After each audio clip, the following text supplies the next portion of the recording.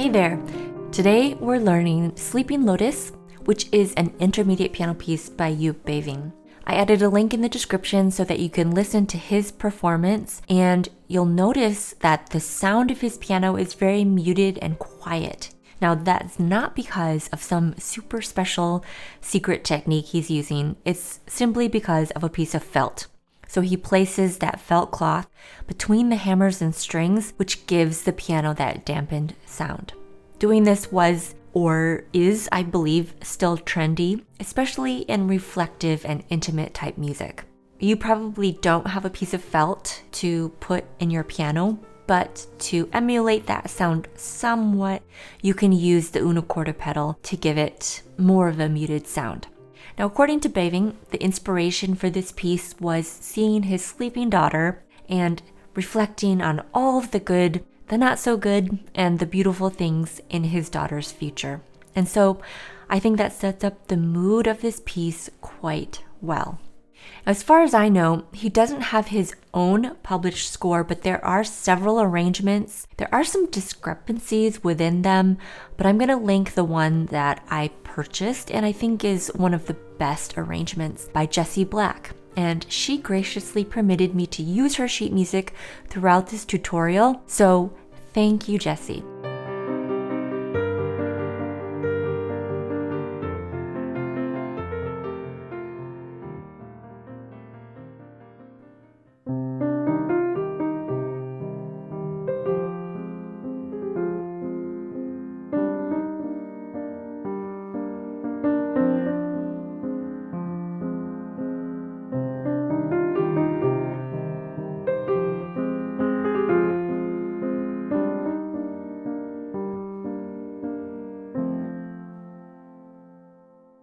The chord structure Beving uses is quite simple, focusing mainly on three chords: C minor, F minor, and sometimes F major, and G minor.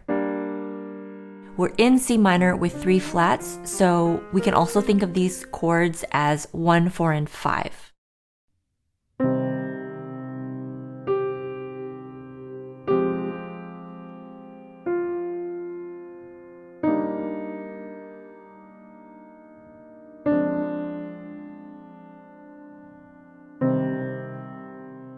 Regarding the damper pedal, I suggest pedaling on the downbeat of every measure, even if the chord remains the same.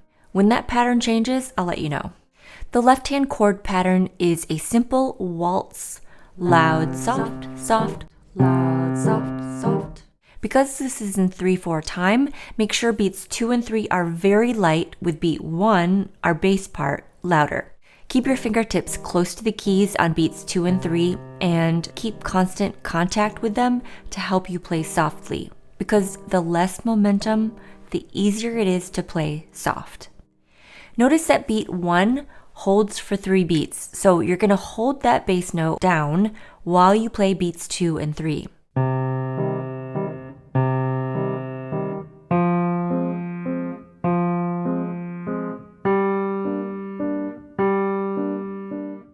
Now let's look at the rhythm in the right hand, specifically the dotted 8th and 16th notes.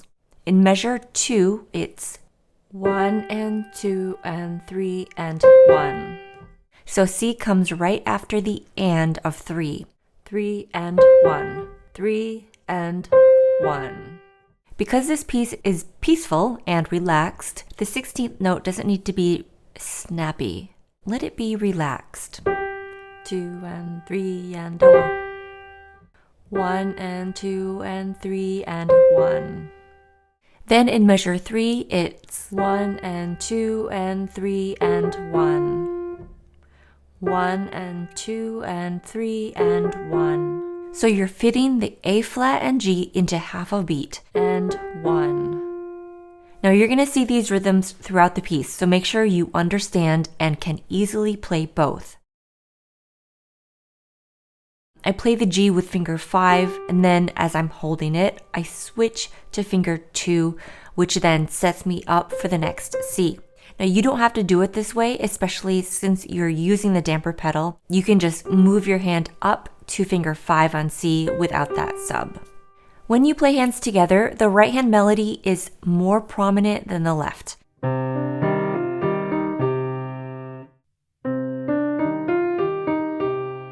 I have a lesson with tips on balancing your hands that I'm going to link below, but one way to practice this is by air playing the left hand part.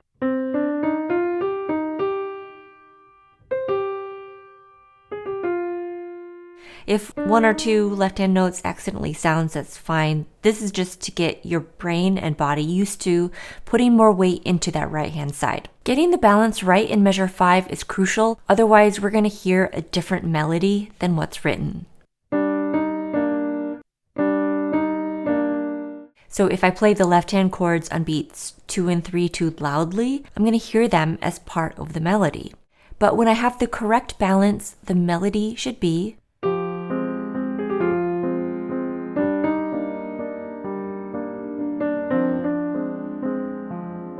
I recently did a video on using timing as a form of musical expression, and this opening bar is a perfect example of when you can use it. So listen to the difference if I play it straight compared with if I ease myself into it, otherwise known as rubato.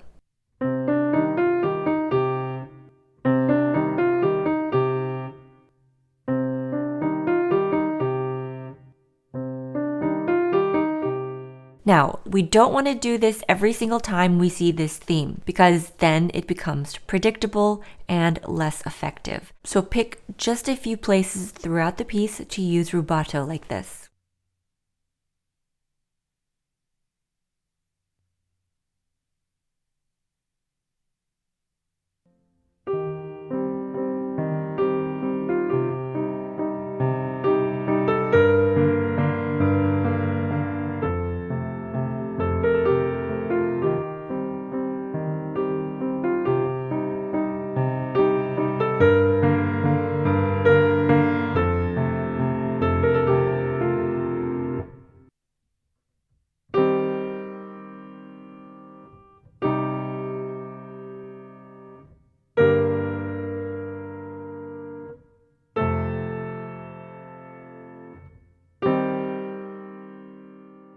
One trick for small-handed pianists, divide these notes between the hands. So I take the E flat with my right hand thumb in measure 19, but I play as written in the following measures just because the right hand melody makes dividing those between the hands more complicated.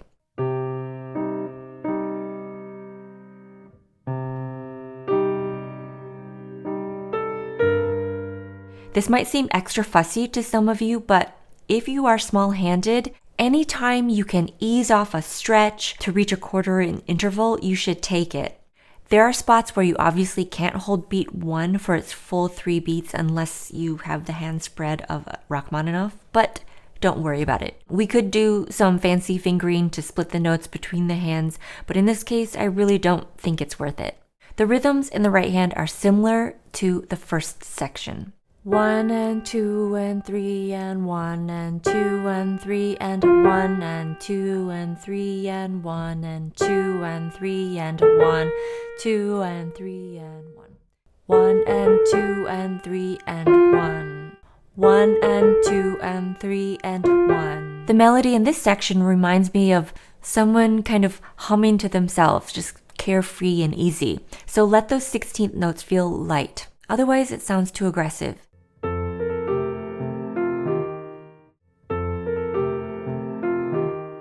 This section is quite simple, so take advantage of when you see the expression marks. The left-hand accompaniment can really help with those hairpins.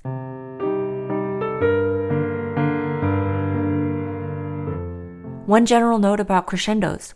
When you reach the peak of the crescendo, don't let the intensity die right away, unless it's marked that way. So keep the volume up until it says to the diminuendo.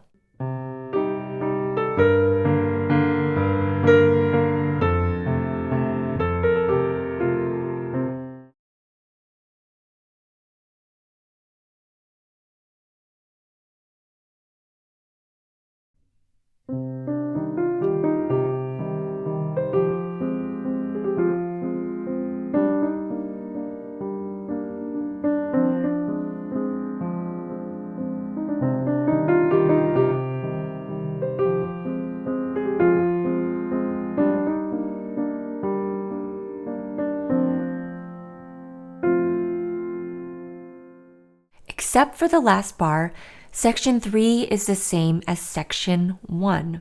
Music often repeats itself. When it does, it's the perfect opportunity to offer a subtle change in musical perspective. Maybe section 3 will be even more intimate, or perhaps you want it to sound removed and emotionally vacant, almost like it's coming from across a foggy lake. Or maybe it'll sound more energetic and loud. You can make these decisions as a musician, but do think about what will be different in section 3 from section 1.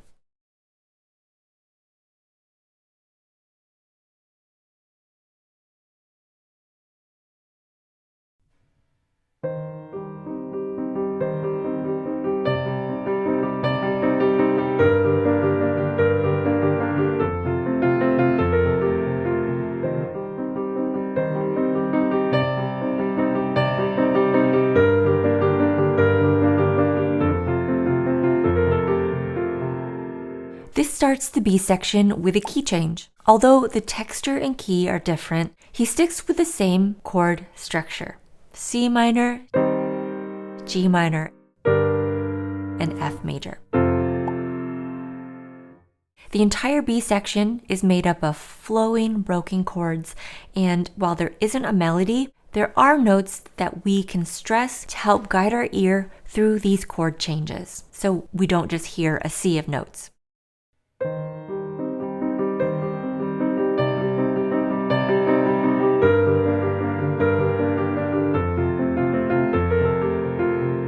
Joep doesn't mark a tempo change here, but in his performance, he definitely goes faster, which I like, so feel free to do the same. The damper pedal pattern also changes to lifting every 2 bars, and this is quite important because it helps build the sound and intensity as we work towards the peak of the piece.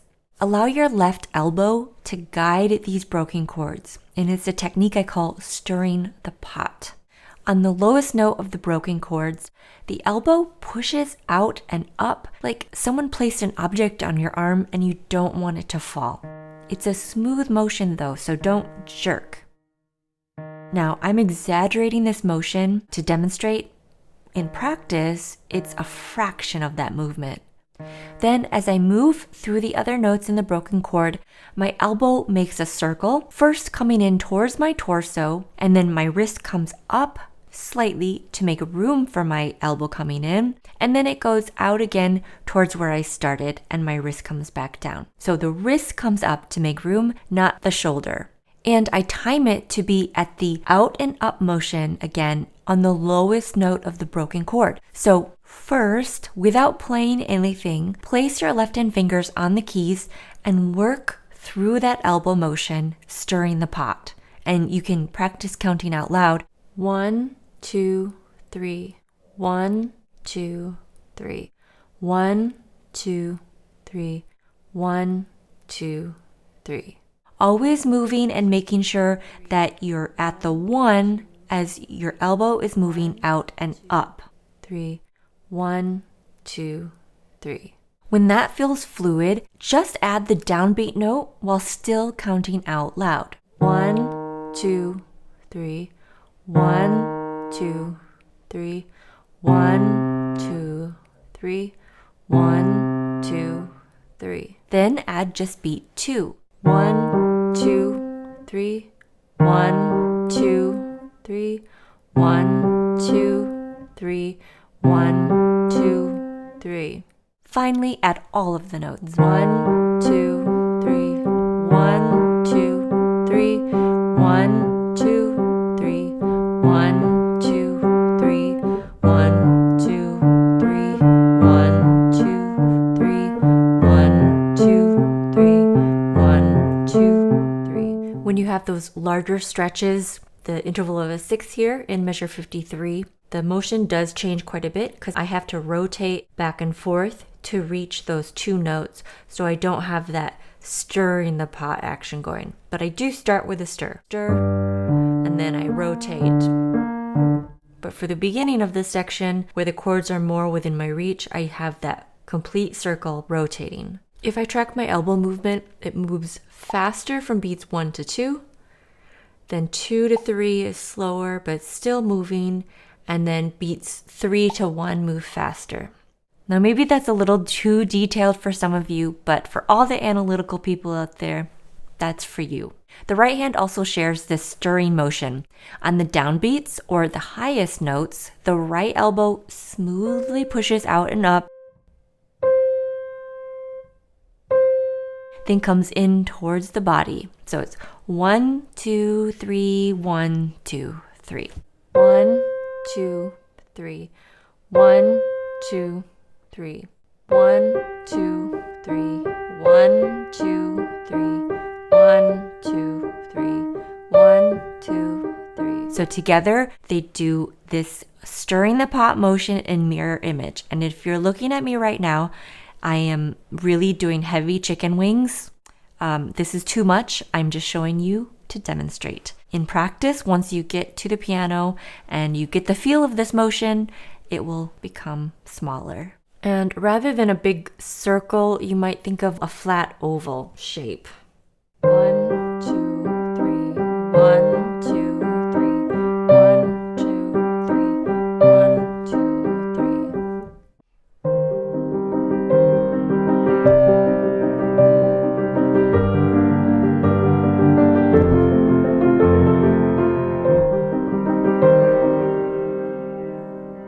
Why did we just spend all of that time on this stirring the pot motion? Well, we use that motion throughout the entire B section. Also, we use this motion all the time in piano music. It encourages a flowing sound rather than a typing, stiff, pecking kind of sound.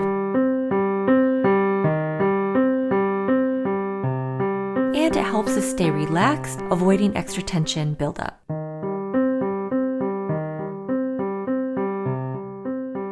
Beware of making every eighth note the same volume, because that's the quickest way to sound unmusical.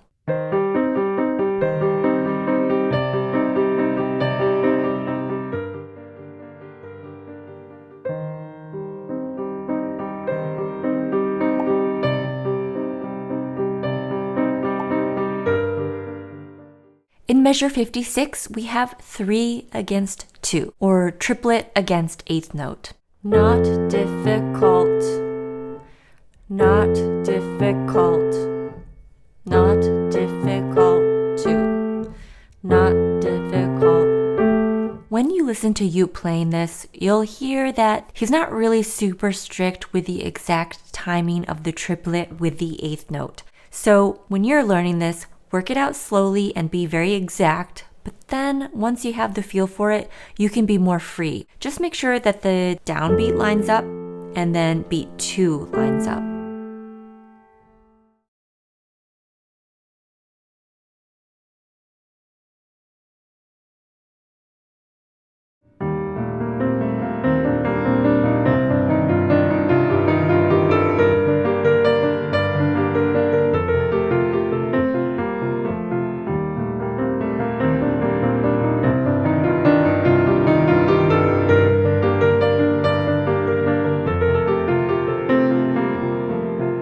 Finally, a new chord in section 5, E flat major. But then we return to C minor, G minor, and F major. The pedaling here is a little bit different. You'll pedal every 2 bars, but then when you get to measure 72, you'll pedal every beat. Pedal, pedal, pedal. And you'll do the same thing for the following 8 bars. The left hand is similar to the previous section, so again, work on that stirring the pot motion through those broken chords. For the right hand, I use the following fingering. 1, 2, 3, cross under 1, 1, 2, 3, cross under 1, and end at 4 here. 1, 2, 3, 5.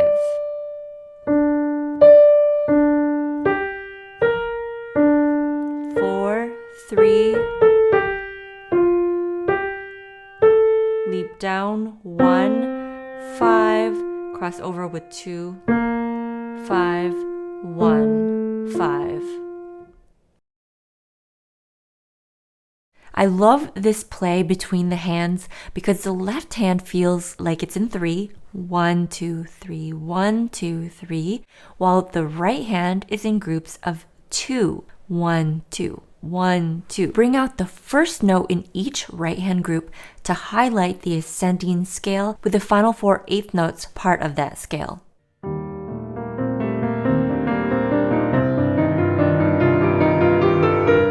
In measures 69 to 72, highlight these notes. Again, it's not a melody to sing or anything, but it does help guide our ears through those chord progressions.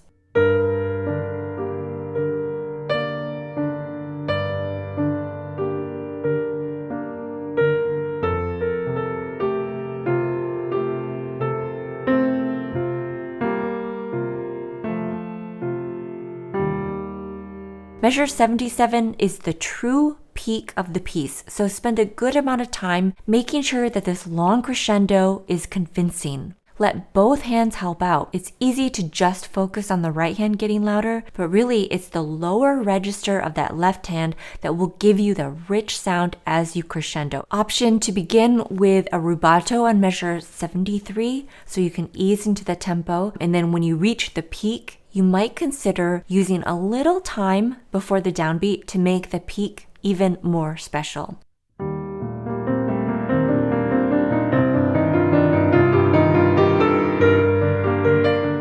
Then have a big diminuendo into measure 80 to lead us into the next section where it's marked piano.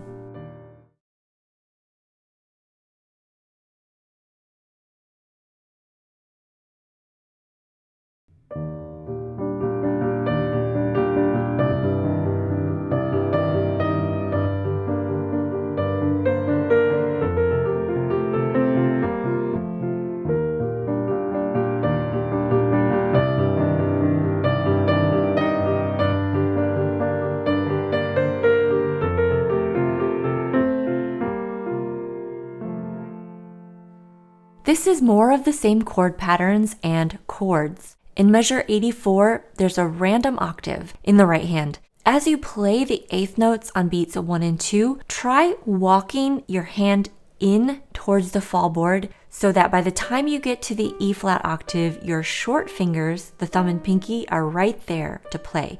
And this avoids a jerky, last-minute motion in.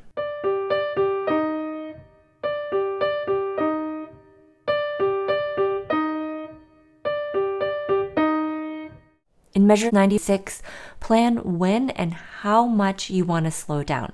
Even if you don't want to slow down a lot, give us plenty of time on that fermata to catch our breath after that whole soaring eighth note B section.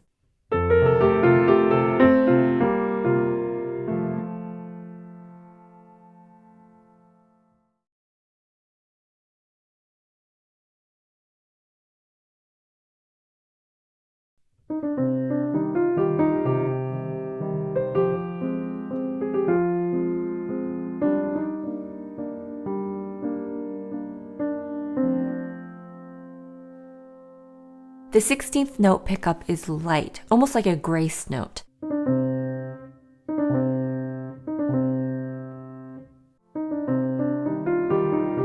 Even though we are returning to the same material as section 1 in this coda, let this just feel like a memory of the A section. So maybe a little slower, a little more intimate, a little softer, because we want it to feel like we are definitely at the end of our journey. So reflect that in your tempo and feeling. There's no ritardando marked at the end, and that's probably on purpose. You can take a poco rit before the final chord, but not too much. Notice that he ends this piece on an F major chord, which isn't the key's tonic, C minor.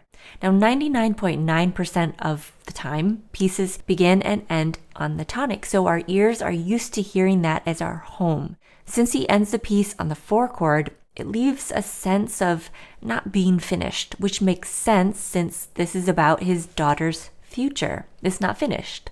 However, we too kind of want this to sound like an ending, and the fermata can help.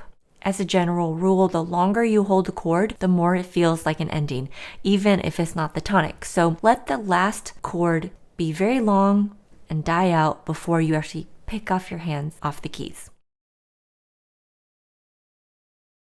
Overall, as you're learning this piece, play just what's on the page with no major embellishments in time or notes or even dynamics. Just play what's written there, because this sets you up with a firm understanding of the piece's structure, and then there's room for rubato and experimentation with musical interpretation later. If we begin learning the piece with tons of rubato and whatnot, it makes our playing more inflexible later on. For example, if we learned the piece with lots of rubato in measure 1 from the very beginning, it would be very difficult to change the interpretation later on because that's how we learned it. So begin with a clean slate and play what's on the page, then experiment. Aim for a final tempo of around 92 to 120 beats per minute. I hope you enjoyed learning this beautiful piece with me. Thanks again to Jessie Black for permission to use her arrangement in our tutorial today. Now you can thank her personally by subscribing to her channel and then subscribe to mine too while you're at it. If you have another piece that you've been wanting to learn, let me know in the comments below. I'm making more tutorials like this on specific pieces for this YouTube channel and for the Piano Roadmap membership. It's a lot of work, and so I'd actually like to do pieces that you want to learn. So let me know, and I'll see you later.